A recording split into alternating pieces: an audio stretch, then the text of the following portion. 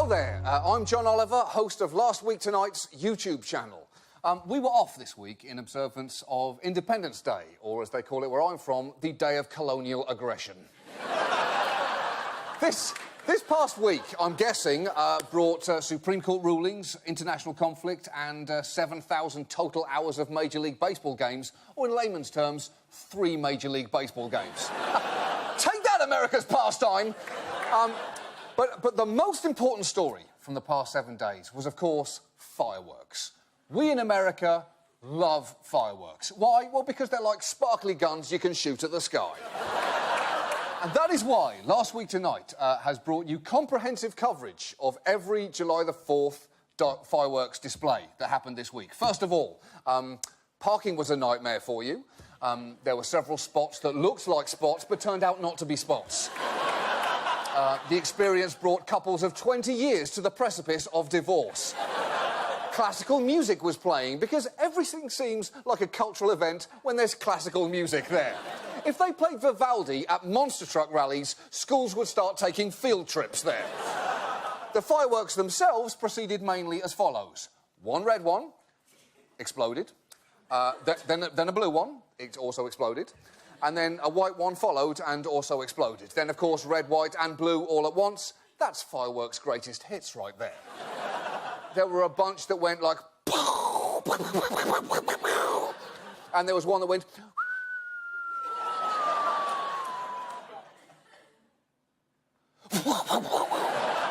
and that last one's my favourite. I love a slow explosion. It reminds me of watching video of John McCain over time. But there's... then there were some more regular ones. At this point, the spectators began checking their watches, and then towards the end, a whole shit ton of fireworks all went off at the same time, almost as if the guy running the fireworks said, "Fuck it, let's do them all. I've got American Idol DVR'd." The classical music then reached a crescendo and stopped abruptly, allowing all those in attendance to hear the terrified yelps of all the children and pets nearby. Everyone then applauded like the fireworks were going to take a bow. Then they all stood up, walked back to their terrible parking spots and made the silent agreement not to think about fireworks at all until next 4th of July, when they performed this exact ritual again. And that, ladies and gentlemen, is what makes America great. The ability to wholeheartedly embrace excitement while letting disappointment and failure slip away as quickly as you can. That's it. Shotgun yourselves a can of Bud Light. USA! USA! USA! We'll be back next week at 11 with a... Keep chanting! Keep chanting! We'll be back next week with a new episode at 11 o'clock. Until then, chant patriotically at home. We'll see you. USA! USA!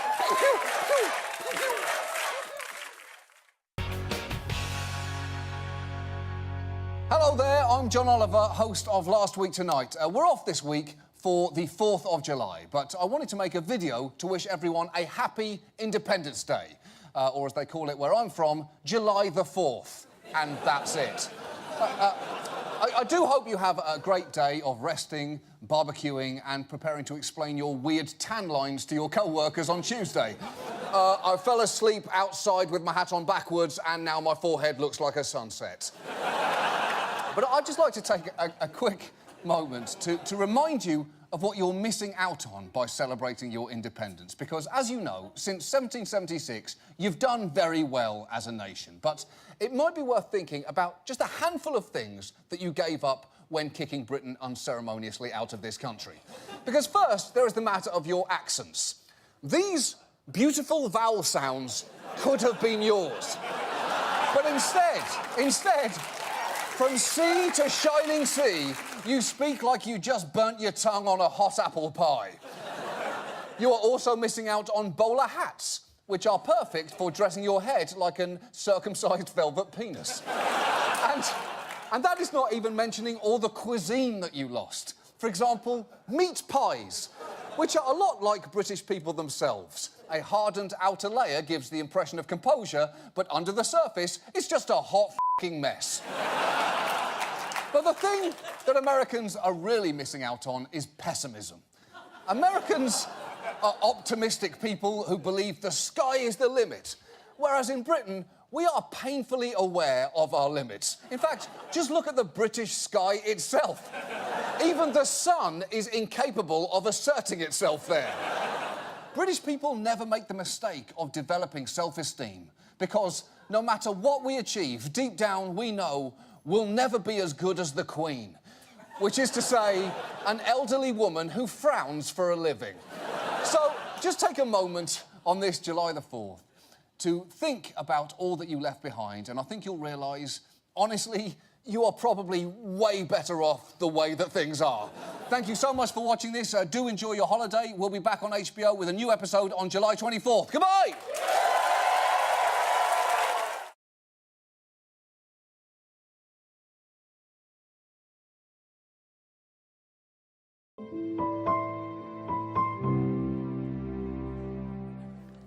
Hello there.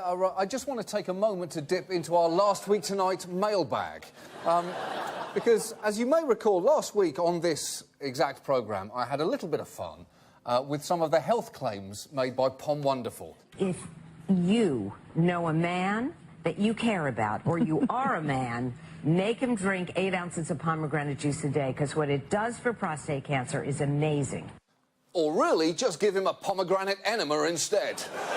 Just shove a bottle of pomegranate juice up his arse and squeeze it. You'll be amazed at the results. I may or may not have then referred to their juice as snake oil and encouraged viewers to put stickers on their bottles suggesting their juice contains dogs. Well, a few days after that segment aired, and this is true, Pom Wonderful sent over a tiny refrigerator and several cases of their dog juice. Along with a letter. They sent a letter, and I would like to read a little bit, if I may. Dear Mr. Oliver, what fun.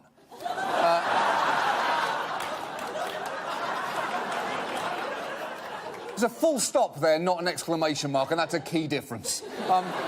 We did love the premiere of your show. We know that a huge amount of heart and effort went into it for you and your team, passive-aggressive. And it was a great success, hypothetical. We know it will continue to grow and evolve, but what a wonderful start. You can taste the sarcasm on the page at this point. We even think that about the segment about Pom. We take these things in the spirit of good humour in which they're made. Partially. We like to think that we're able to take a joke. It was very funny. We laughed hard.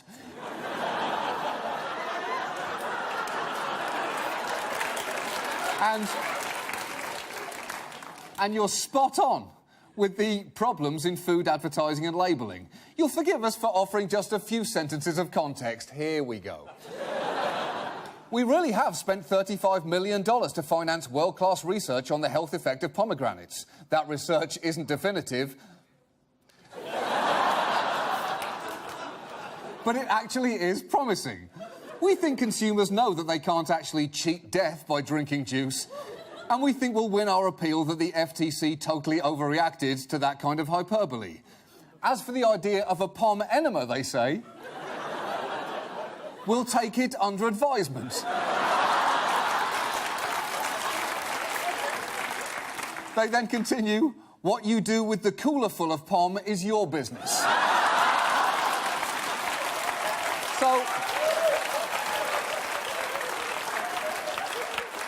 So let me just say to Pom Wonderful, kudos. That is a beautifully crafted letter, because I seriously cannot think of a more elegant way to say, here's a crate of our product, go ahead and shove it up your arse.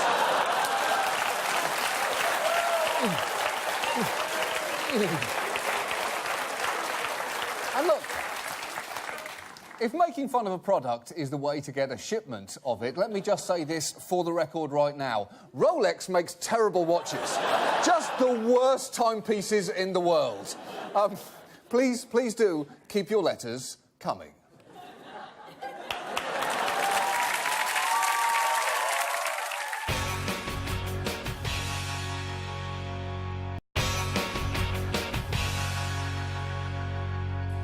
Hello Hello there, I'm John Oliver. Look, it's the middle of October, which across the nation means that we are all looking at this and thinking, I don't know why, but I simply have to drink that.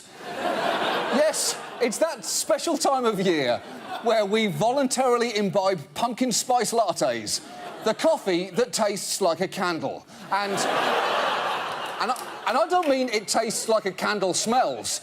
Pumpkin spice lattes taste like a candle tastes. Don't ask me how I know that. But what is strange is that pumpkin spice foods inexplicably seem to grow more omnipresent every year, even though there's no actual pumpkin in the drinks.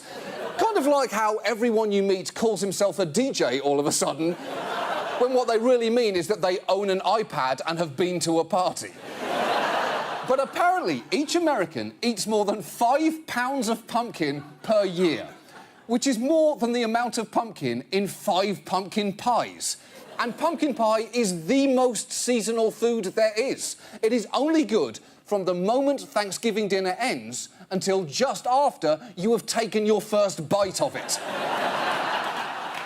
5 pounds of pumpkin a year is even crazier than the fact that we allegedly swallow 8 spiders in a lifetime. Why is it crazier? Because there is no way a pumpkin has ever crawled into my mouth while I was sleeping. And the worst part is, nobody wants anything pumpkin-flavoured from December through August. And here is how I know that. You can have it whenever you want.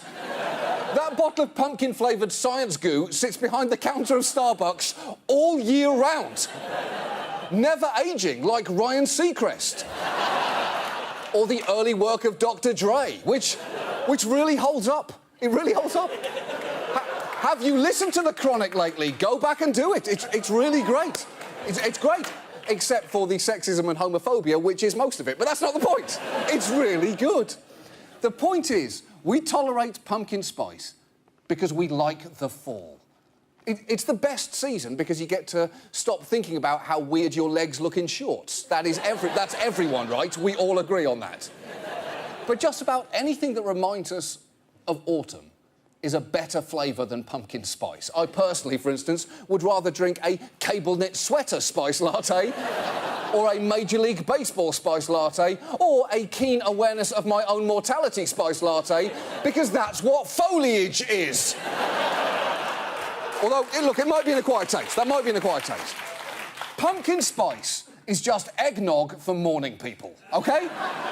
And I will be subject to its tyranny no longer. It stops here. We'll be back next week with a brand new episode of Last Week Tonight. Until then, please ignore the news and continue to drink regular coffee. Good night.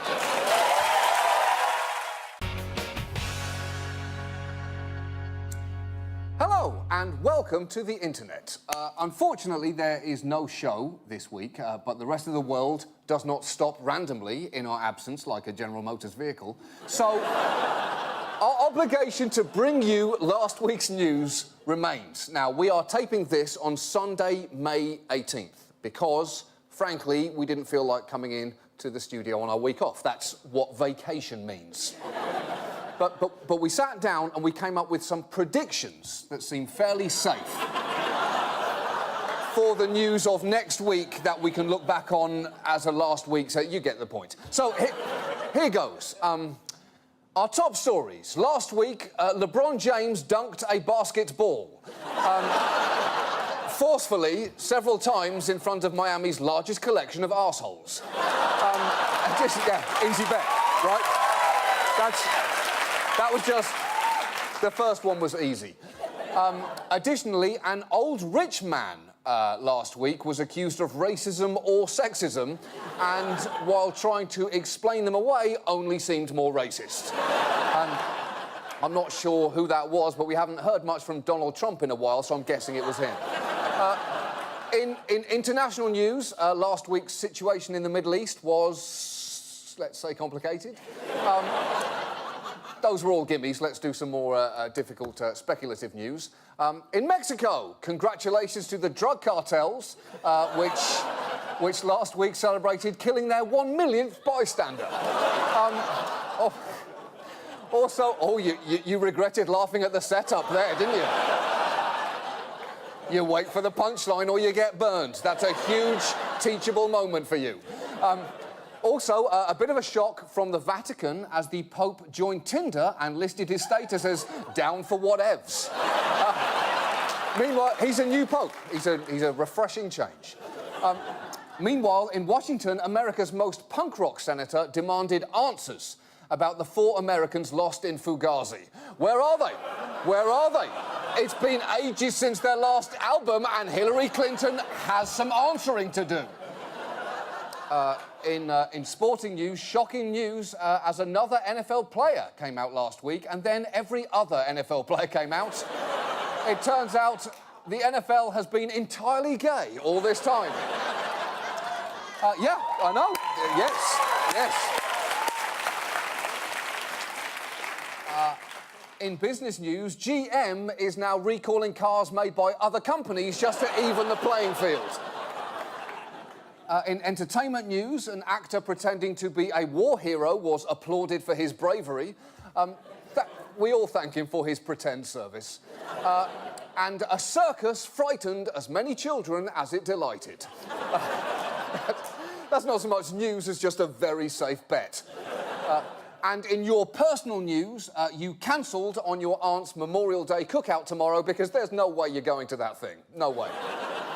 Finally, tonight, the winning Powerball numbers were 13, 34, 7, 45, 51 and 20. Now, I realise that is a bold prediction to have made a week in advance, but holy shit, imagine if we nailed that one. Just imagine that. Yes! Thank you so much for watching this week. Feel free to watch more videos here on our YouTube channel or tweet at us at Last Week Tonight to tell us how accurate our predictions were. We'll be back next Sunday night with a new episode at 11 p.m. on HBO, unless, of course, we nailed the lottery numbers, in which case, fuck off and we will see you never. We don't need you. We're rich. We're rich. Join us next week. Good night.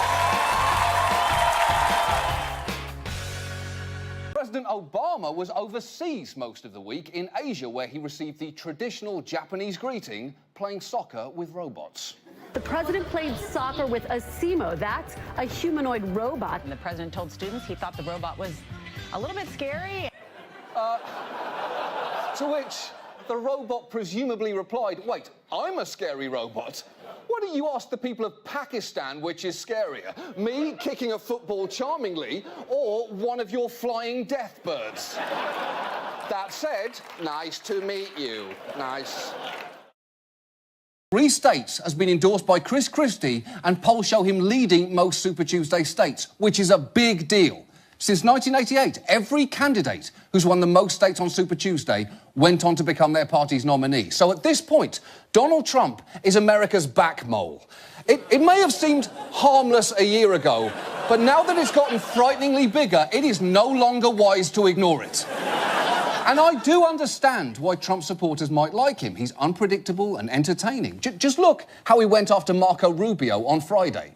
Did you ever see a guy sweat like this? It's Rubio!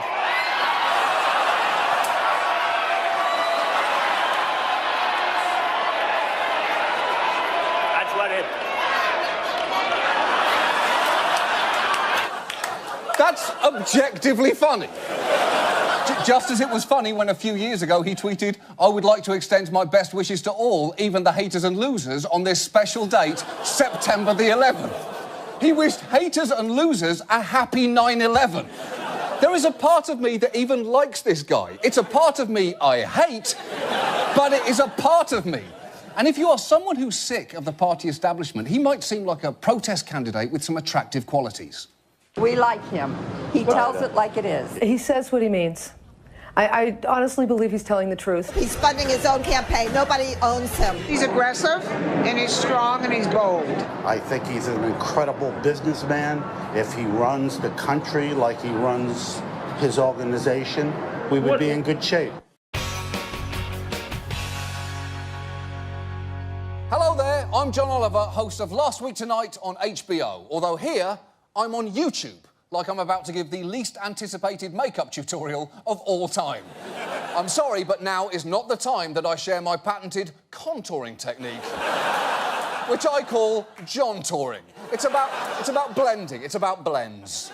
It's about blending the makeup, is what I think it is about. Now, we're off for a few weeks, and in the meantime, I thought I would do one of our periodic reviews of this show's fan mail. Now, of course, no one sent me actual mail because I'm not currently fighting in the Revolutionary War. Or as they call it where I'm from, the war of, well, we've still got Canada. We've still got Canada. So, now, as always, our fan mail comes in the form of YouTube comments. The most cogent written argument for never learning how to read. I would like to share some of my favourite comments, not all of which are hateful. In fact, one viewer even wrote, "John Oliver has magnificent eyebrows," which I appreciated, and I'll tell you why, because no one has ever called any part of my body magnificent. Ever. But then I got a little confused when I saw that someone else had written, "John Oliver's eyebrows are alien caterpillars and move independently of each other." And I thought, well, that's okay. That's okay. That does still technically fall under the umbrella of magnificent. There's no more magnificent eyebrow than one that is sentient and moves independently. So you know what? Sorry, Cara Delevingne. I'm the new queen of eyebrow thickness. Step off! Step off, Cara! Now, the problem is, things went steadily downhill from there. One commenter said, "John Oliver looks like a mix of a Pokemon and a child molester," which made me a little mad because there is already a mix between a Pokemon and a child molester, and it's called Gengar. Look at that creep! Look at that creep! But the most discouraging thing I saw was a comment that read, "At least you serve your corporate masters well, unfunny live-action beaker," which was incredibly discouraging because... mainly because I was annoyed that I hadn't thought of that myself. I don't mind being insulted by commenters, but it really hurts when I'm out-comedianed by them. Honestly, many people who try to insult me on YouTube have badly missed the mark. For example, someone wrote, "He's aged so much," which is just not an insult. It's merely an affirmation that I've continued to succeed at my #1 life goal, not dying in a significant way. That's something I've been consistently good at since I was born. Another comment simply described our show as uniquely boring, which, again, it's not an insult. It's not. For something to be both unique and boring is a true feat. It's a phrase that I would reserve for something exceptional like a Ken Burns documentary about snails. But of all the comments I read, one stood out above all the others and really made me feel good about my career choices. And that comment laid out a challenge I'm prepared to take on, because this comment read, "John Oliver, I bet you $1 zillion that you won't feature this comment in a video." Well, touche, anonymous YouTube user. Pay up. Pay up. And to the rest of you, I will see you never. I don't need this shit anymore. I'm a zillionaire now. Last Week Tonight returns on the 24th of July, unless I can't find a place to dock my new yacht. Until then, you're all monsters. Goodbye.